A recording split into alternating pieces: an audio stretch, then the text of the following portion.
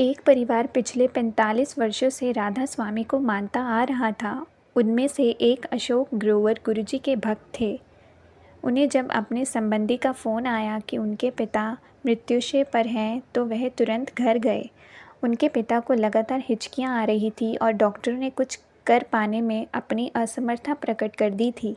अशोक गुरुजी को पूरे रास्ते याद करते हुए उनको दिल्ली के अपोलो अस्पताल ले गए और उनका आईसीयू में दाखिला कराया गया। उनके पिता की शुगर 700 पहुंच गई थी। किडनी ने काम करना बंद कर दिया था और उनकी हिचकियां तथा वह खुद कम हो रही थी। डॉक्टरों ने उम्मीद छोड़कर उन्हें घर ले जाने का सुझाव दिया।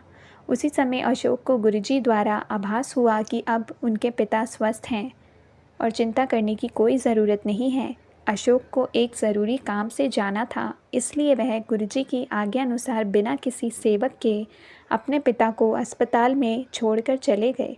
अगले 2 दिन अशोक बहुत व्यस्त रहे और उन्हें अस्पताल में बात करने की भी फुर्सत नहीं मिली। जब वह वापस आए तो उन्होंने अपने पिता को रोते हुए देखा। उनके मन में ख्याल आया कि उनके पिता उन्हें अकेला छोड़ने की वजह से दुखी थे। पर उन्हें आश्चर्य तब हुआ जब उनके पिता ने पूछा कि क्या वह गुरुजी के पास गए थे। उनके पिता ने बताया कि कैसे अशोक के जाते ही उनके पिता को गुरुजी की सुगंध द्वारा उनकी मौजूदगी का एहसास हुआ था और गुरुजी ने कहा, होर वही राधा स्वामी की हाल ने तेरे। पिता ने कहा कि उन्होंने बाबा जी राधा स्वामियों के प्रधान से अपने को बचाने के लिए प्रार्थना की थी, पर गुरुजी ने आकर उनकी रक्षा करी। गुरुजी ने उन्हें दोबारा जांच करवाने की सलाह दी। ये कार्यवाही 2 दिन तक चली। उस दौरान उनके पिता को गुरुजी की सुगंध आती रही। परिणाम आने पर डॉक्टरों को विश्वास नहीं हुआ और वह अपने परीक्षणों पर ही संदेह करने लगे। उनके अनुसार उनके पिता को कोई रोग नहीं था। उन्होंने एक इंसुलिन इंजेक्शन की सलाह दी, पर अशोक के पिता ने मना करते हुए कहा कि अब उन्हें दवाइयों पर विश्वास नहीं रहा और अब सबसे बड़े डॉक्टर गुरुजी की अनुमति से ही वह इलाज करेंगे। 1 हफ्ते बाद अशोक के पिता गुरुजी के पास आए तो गुरुजी ने वही शब्द कहे, होर वही राधा स्वामी की हाल ने तेरे। फिर गुरुजी ने उन्हें बताया कि उन्होंने उन्हें नई जिंदगी दी थी। ये देखकर कि गुरुजी ने कैसे परिवार के मुखिया की रक्षा करी थी, परिवार के सब सदस्यों ने गुरुजी के पास आना शुरू कर दिया और यह अनुभव किया कि वह साक्षात भगवान के पनाह में हैं। गुरुजी ने एक बार अशोक को आदेश दिया कि वह अपना कारखाना बंद कर यंत्र, औजार आदि सब कुछ बेच दे। अशोक को पता था कि गुरुजी के इस आदेश का पालन करना होगा। अगले 15 दिन अशोक इसमें ही व्यस्त रहे। मशीन खरीदे हुए दामों पर बिकी और बाकी का सारा सामान भी बिना किसी नुकसान पर बिका। किसी को समझ में नहीं आया कि गुरुजी ने अपने भक्त को अपना व्यापार बंद करने का आदेश क्यों दिया। 3 हफ्ते बाद वह व्यापार पुराना घोषित कर दिया गया और कई लोगों को भारी नुकसान उठाना पड़ा, पर अशोक बच गए थे। उन्हें खुद परमात्मा ने बचाया था। गुरुजी के आदेश का पालन करने में सदा लाभ ही रहेगा, क्योंकि वह कभी अपने भक्त के भले के अतिरिक्त कुछ नहीं करेंगे। एक दिन अशोक की 10 वर्षीय पुत्री गुरुजी के दर्शन करना चाह रही थी।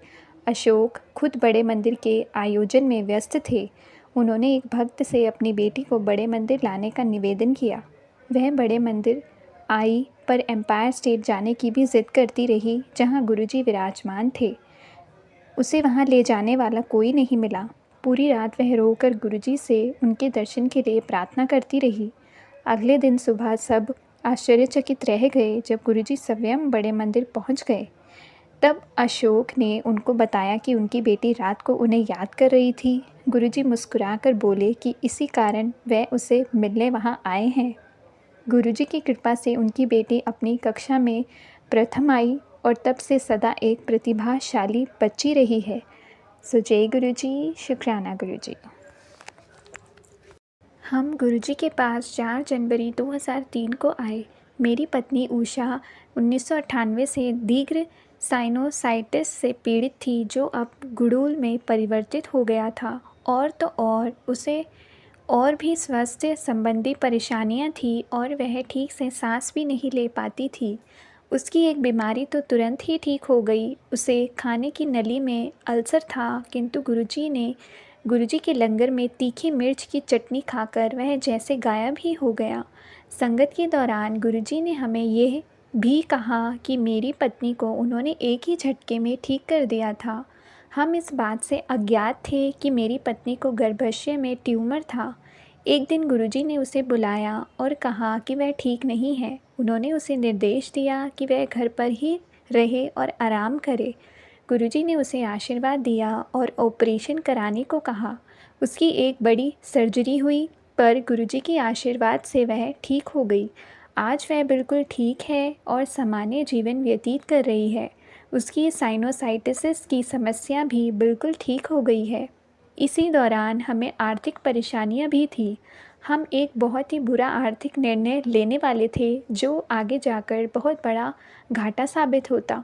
गुरुजी ने मेरी पत्नी को बुलाया और हमारे बैंक में कितनी कुल राशि थी वह उसे बताई और वहाँ धन लगाने से हमें रोका।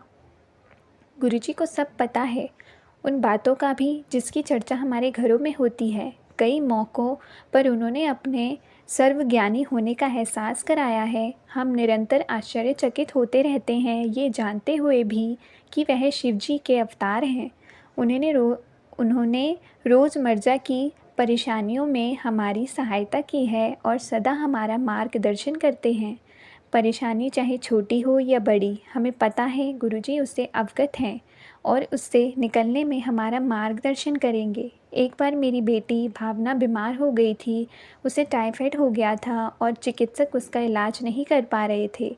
1 हफ्ते से उसे बहुत तेज़ बुखार था। गुरुजी ने उसे पपीता खाने और गन्ने का रस पीने का निर्देश दिया, जबकि टाइफाइड में चिकित्सक इसकी कभी भी सलाह नहीं देते। गुरुजी के आशीर्वाद से वह बिल्कुल ठीक हो गई। इसके पश्चात कई बाधाएं आने के बावजूद गुरुजी के आशीर्वाद से उसका MDS कोर्स में दाखिला हो गया। हम धन्य और सौभाग्यशाली हैं कि हमारे जीवन में गुरुजी हैं। GOD का मतलब गॉड ऑन ड्यूटी। सो जय गुरुजी, शुक्राना गुरुजी।